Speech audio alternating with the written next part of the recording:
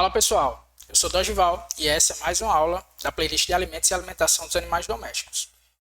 A abordagem aqui é o PBL, a aprendizagem baseada em problema. E o problema de hoje vai falar sobre alimentos concentrados. Vamos a ele.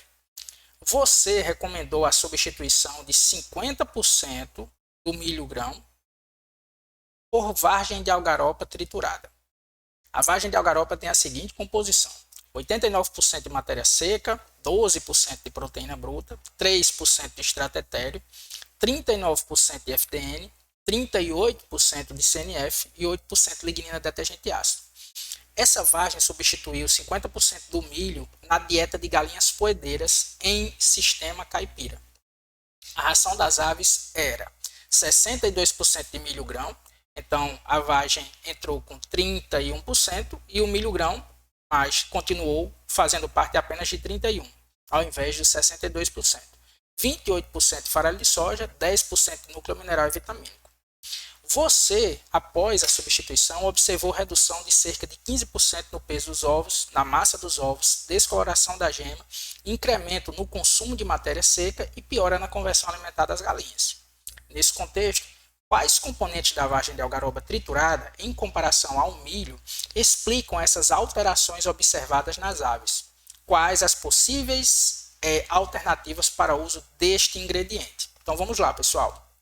Aqui trata-se também de um caso clássico de substituição do milho pela vagem de algaroba triturada. E o que nós precisamos entender quando ocorrem alterações na performance é quais as frações analíticas do alimento influenciam como o animal utiliza esse alimento e converte esse alimento e esses nutrientes em performance, em desempenho. No caso específico da vagem de algaroba, está claro que os teores de FDN da vagem, principalmente, sobretudo os teores de FDN da vagem, são mais elevados do que o do milho, mais de 30%, enquanto o milho tem por volta de 11, 12%. Os teores de CNF da vagem de algaroba são mais baixos do que o do milho, enquanto que os teores de proteína bruta são relativamente próximos. E os teores de extrato etéreo da vagem um pouco menores do que o extrato etéreo do milho. A discussão toda aqui gira. Houve queda na massa de ovos, na produção de ovos e uma redução, um incremento no consumo de matéria seca e uma redução na coloração da gema dos ovos dessas aves. E isso tudo aconteceu possivelmente devido à redução do aporte energético proporcionado pela redução nos carboidratos não fibrosos. Então a fração de CNF disponível no milho, por volta de 70%, 75%, ela é a principal nessa formulação para essa ave. Lembrem-se que o milho entrava com 62% da matéria seca da dieta formulada. Na formulação para essa ave, o milho era o principal aporte energético. A soja entrava com alguma porção de energia, energia metabolizável da ave, mas o milho era o principal aporte energético. Quando você reduz o milho pela metade por um outro ingrediente, onde os teores de carboidratos não fibrosos são bem mais baixos, no caso da vagem aí, por volta de 30%, faz com que a gente tenha uma redução brusca na quantidade de energia. E isso pode, então, estar associado a uma redução no peso dos ovos e da massa dos ovos. Além dessa redução proporcionada além das reduções, dos decréscimos proporcionados pela queda dos carboidratos não fibrosos, nós também temos que levar em consideração o incremento na FDN, na fibra insolúvel em detergente neutro. A fibra insolúvel em detergente neutro da vagem de algaroba, ela é bem mais alta do que o do milho grão, fazendo então com que a gente tenha um incremento na FDN consumida pelas aves. A FDN da vagem de algaroba, entre outras coisas, é rica em beta-glucanos. Beta-glucanos, eles são componentes da fibra, que não são celulose, mas são componentes da fibra que têm algum grau de solubilidade em água, fazendo então com que essa FDN da vagem de algaroba seja uma FDN que possui o que nós chamamos de polissacarídeos não amiláceos. No caso da vagem de algaroba, os solúveis, porque eles são polissacarídeos que conseguem agregar água, né?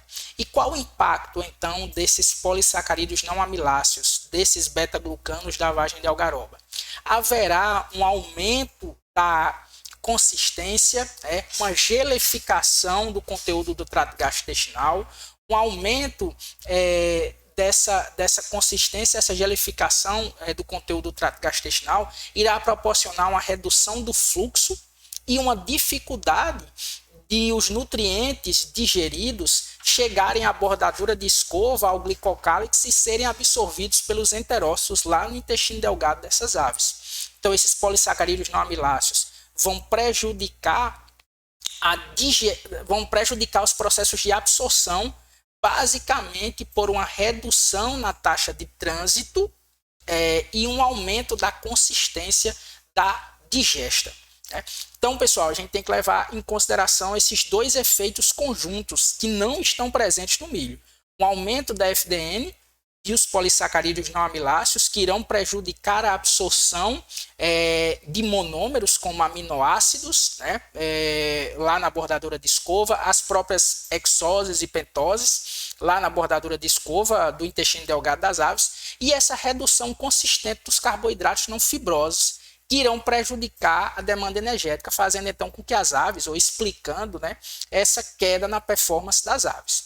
A coloração da gema é um fato de que os carotenóides da vagem de algaroba são menores, ou a proporção é menor do que os carotenóides presentes no milho. Então isso é simples da gente considerar. A questão ela não para por aí, né? O problema ele não para por aí. Ele pede para se considerar uma forma de uso e de viabilizar esses ingredientes.